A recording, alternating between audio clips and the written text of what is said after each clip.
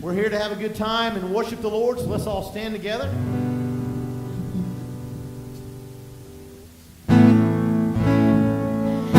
These are the days of Elijah, declaring the word of the Lord. And these are the days of your servant Moses, righteousness being restored. And these are the days of great trials, of famine and darkness and sword. So we are the voice in the desert, crying, prepare ye the way of the Lord. Behold, here he comes, riding on a cloud, shining like the sun. At trumpet call, lift your voice, it's the year of Jubilee. Out of Zion till salvation comes. And these are the days of Ezekiel, the dry bones becoming as flesh.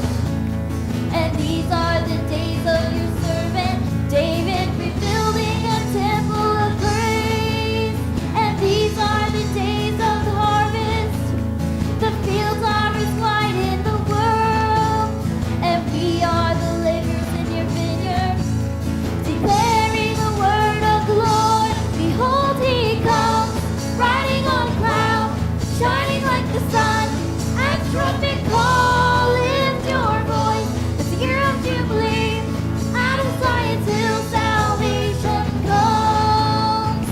There's no God like Jehovah, there's no God like Jehovah, there's no God like Jehovah, there's no God like Jehovah, there's no God like Jehovah, there's no God like Jehovah, there's no God like Jehovah, there's no God like Jehovah, there's no God like Jehovah, there's no God like Jehovah, there's no God like Jehovah.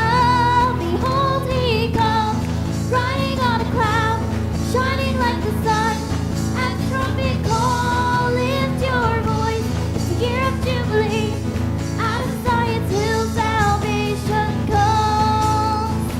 There's no God like Jehovah, there's no God like Jehovah, there's no God like Jehovah, there's no God like Jehovah, there's no God like Jehovah, there's no God like Jehovah, there's no God like Jehovah, there's no God like Jehovah, there's no God like Jehovah, there's no God like Jehovah, there's no God like Jehovah.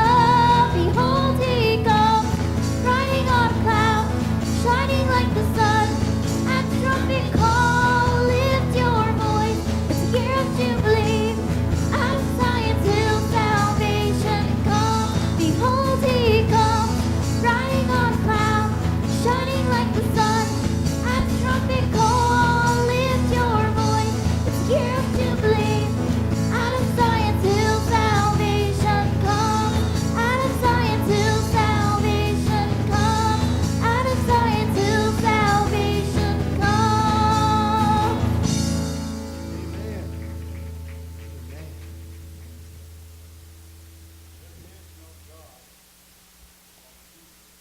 Amen. Amen. Amen. Amen.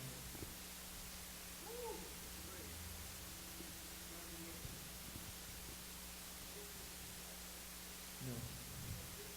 Amen. Amen.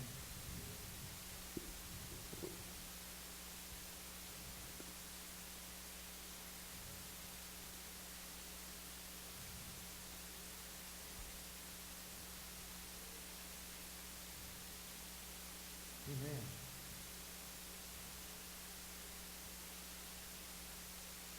Amen. Amen. All right, y'all can have a seat for just a moment. Woo. Praise God. Well, good morning. Good morning. Let's see. Do we have any visitors this morning? Anyone here for the first time this week? Next week? Last week? All right. They're awesome. They're here. Amen. Amen. We're blessed to have you this morning. And we have a little song we like to sing for y'all. There's a welcome here for you. There's a welcome here for you. We're so glad you came in Jesus' name. There's a welcome here for you. All right. Well, what about birthdays? Does anyone celebrate a birthday this past week? Donna did. She's happy. She's excited. I should have known because 30 what? 32, that's not bad. It's not bad. Tidy. All right. Down there, oh yeah. One back there, Nate. Titan.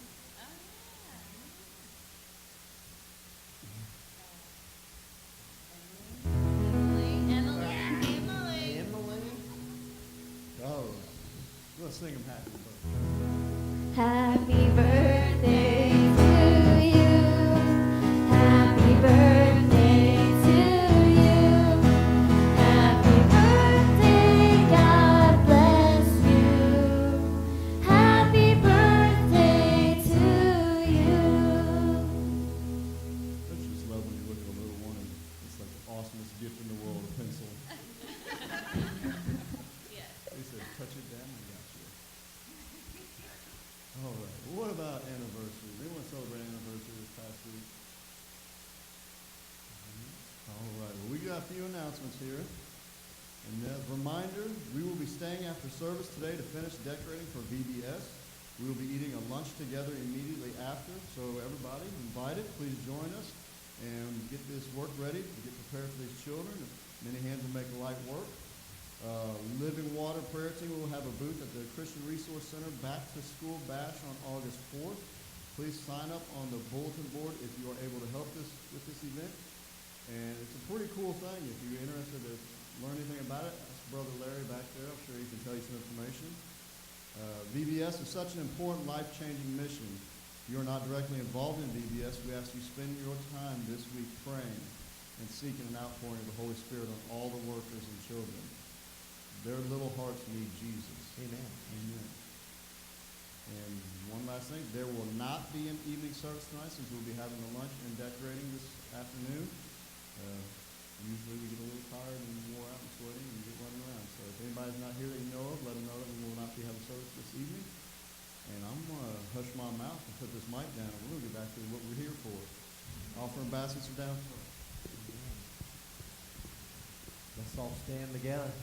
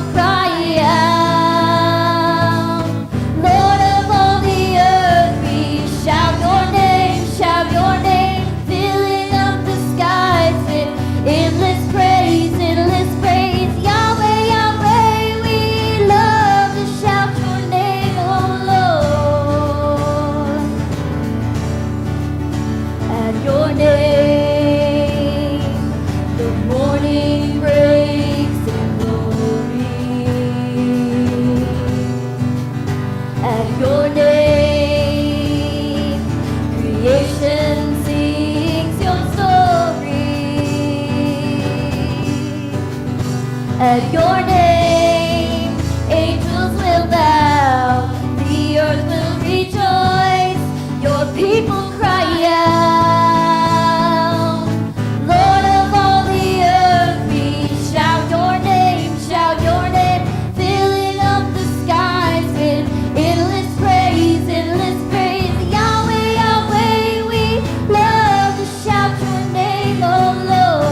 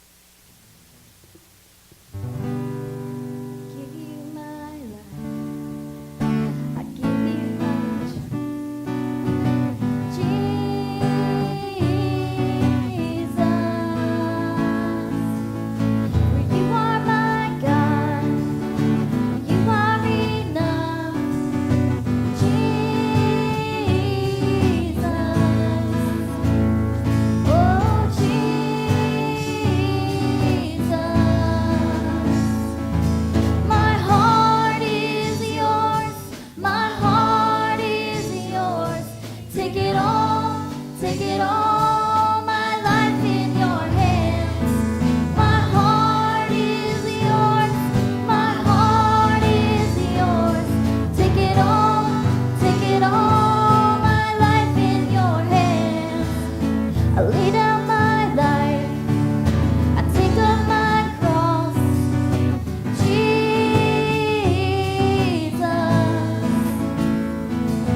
for you are my God, whatever the cost. Jesus, oh Jesus,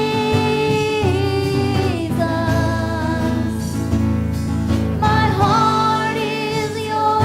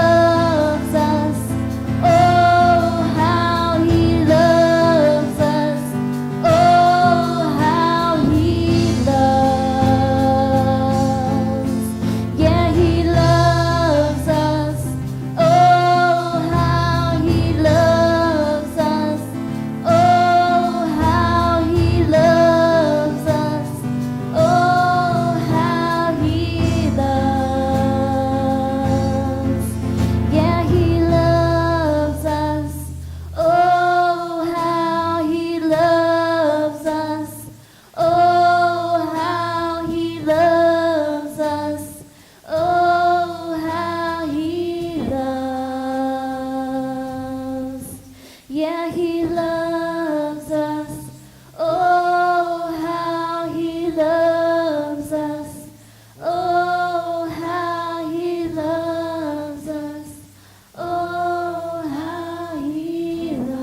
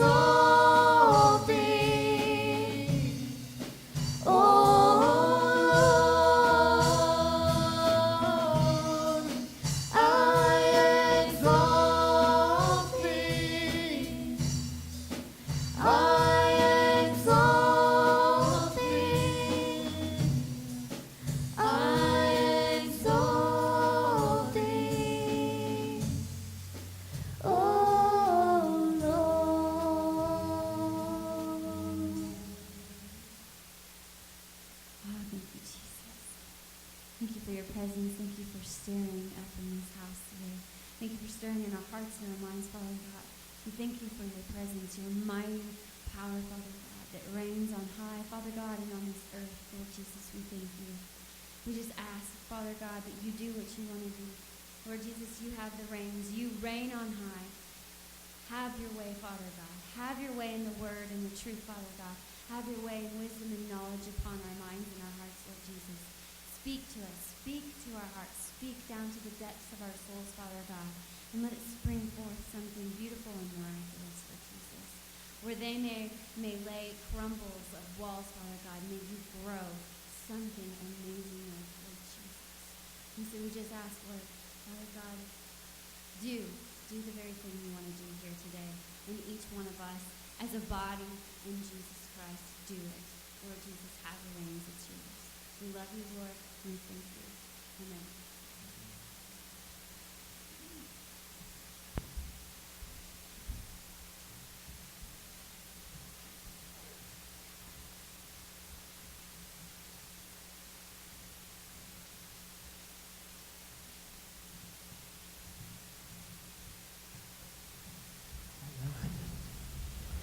All right, we have children's church this morning? Yes? All right. Kids can go to children's church.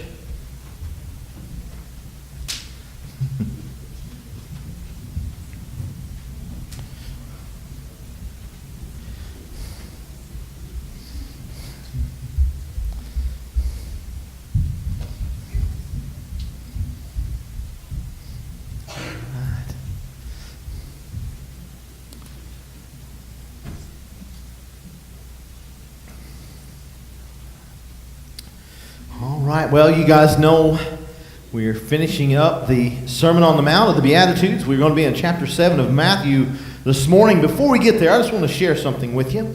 The church has been through a lot of change over the last couple years, and I've heard a lot of people talking about change and the change we've had here. I really don't see a lot of change. I do, but I don't. We've changed some things with the worship. You say, well, Pastor, why don't we stand up and sit down? Why don't we stand up and sit down? Why don't we stand up and sit down? Used to that seemed like we always did that. I always laugh and I say, you guys may have a seat. And then I say, let's all stand again. Well, y'all can have a seat. Let's all stand again. And really, truly, we want the service to you and the Lord to get the most bang for your buck. Right? We only have a limited amount of time on a Sunday morning, so we want to come in here and get the most bang for our buck, right? I want you guys to get the experience that God wants you to have, and I want Him to get the praise and the worship that He is in so deserving to have. And so instead of up and down on a lot of announcements and things, we've tried to change some of those things. And I know it's not old school, and I know it's not like church used to be, but I'm going to tell you something. It's time to come out of stale and get into something that is fresh and real. And it's my desire, and it's the rest of leadership's desire that we get fresh and real. That's what it's all about. So people that don't understand fresh and real, I'm sorry, we're trying. I've never been here before. You ever had somebody say, well, act your age? Well, I've never been this age before, so I don't know how to act. Right? This is my first time here, and I only got a year to get this down before I become a new age, and I'll have to act that age. But right now, we're at a new time. And folks, there may be some other change. I don't know, but we're going to do whatever the Lord wants us to do. You think of a mom and pop grocery store, and I love mom and pop grocery stores. But you know who it's hard on? Mom and pop. When you step up to the register, you may have to holler and say, hey, I'm ready. And mom, who should be running the register, is back there putting groceries on the shelf. And you may have a clean up in aisle 1, and pop has to go and stop cutting meat to go get the mop to clean up on aisle 1. That's what happens in a mom and pop. And those are great because we know who mom and pop are, and a lot of people are very comfortable. If pastor will pray, if pastor will lead the music, if pastor will play the guitar, if pastor do all this kind of stuff, I'm comfortable with pastor doing it. But I'm territorial, so I don't want no one else doing it. Churches have that. But I'm going to tell you something. Mom and pop's going to die off, and probably die off early because they've handled it mom and pop. A supermarket has to have more people, but they're going to service a lot more people too, aren't they? They're going to meet a lot more needs and be able to handle a lot more things. I'm going to tell you, that's what the Lord wants to do right here. He don't kill mom and pop. Mom and pop's going to die in their time anyway, right? But he wants to reach more people. How many leadership, I'm not talking about VBS, how many people of leadership, you got a responsibility right here. Where you at? Stand up. If you got a leadership responsibility here in the church, I'm not talking about just a assistant pastor. I'm talking about leadership. People that teach a class, that do things, that take care of things. Look at this. Yeah. It could be a lot more standing than that. Do I micromanage you? Everybody always tells me, Tim, you don't let anybody do nothing. I'm going to tell you, if you want to do it, believe me, I'll let you do it and get out of the way. Thank you. Appreciate every one of you. It takes time for people to get comfortable with people, but I'm thankful. And there's people in the back that are teaching this morning. People that are out here. What about this week? How many are going to be here to help with VBS? Huh?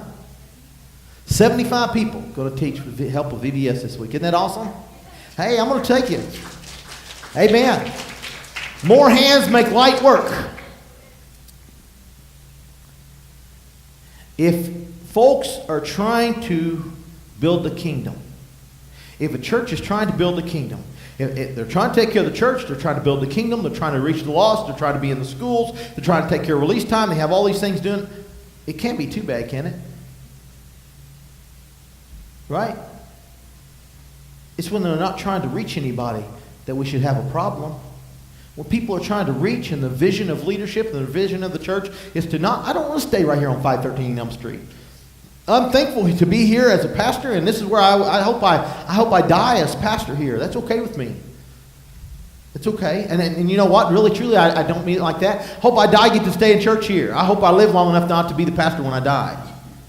I hope to retire one of these days. And I hope to hand it over to someone else. And hope that they carry it on and have a bigger vision and reach out further than what I ever thought about. I mean, I hope that. But I don't want to stay right here and minister. You know what I mean? I want to get outside of these doors. There are people in this town that I buy groceries with and buy gasoline with that pass me on the sidewalk or walk in the park at the same time. I want them to come to the saving knowledge of Jesus Christ and not only know Him for eternity, but live for Him now. Let's get back to Matthew. That was like a side note. You got a little extra. That was an extra sermon. That was a sermonette maybe. Matthew chapter 7. We left off in 12 where we said, therefore whatever you want men to do to you, do also to them. For this is the law and the prophets, which is the golden rule, right? Do unto others as you would have them do unto you. We ought to practice that, right?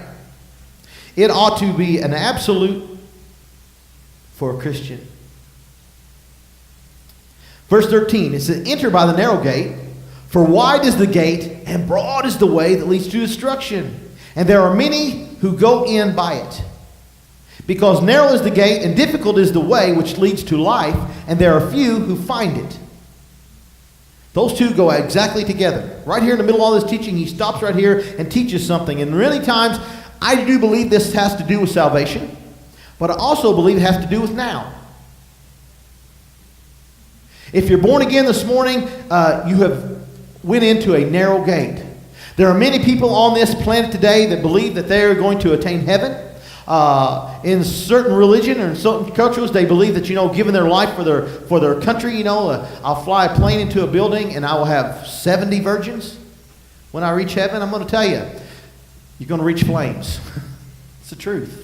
But there are a lot of folks on the planet today that's going to teach another way to heaven other than Jesus. But I'm going to be bold in telling you today, there is no other way to heaven. There is no other way to God. There is no other way other than Jesus. He is the way, the truth, and the life. And no man comes to the Father except by Him. And anybody that preaches anything else or teaches anything else, it's a lie. And you say, well, Pastor, you're very harsh and you're very adamant and you're dogmatic about that. These are one of the things that I have to be dogmatic and adamant about. There are some areas I can say, well, it wouldn't be right for me, but if you are comfortable with it and the Holy Spirit is not convicting you, well, you'll have to deal with it. But in this here, there's no changing that Jesus is the way. So straight is that gate, and narrow is that way that leads to life eternal. And it says, few there be that find it. That's a scary thing to me because few find it. Of all the people that I know, only a few are going to find this way. That's scary. And it says, broad is the gate, and wide is the path that leads to destruction, and many go in thereat. There's going to be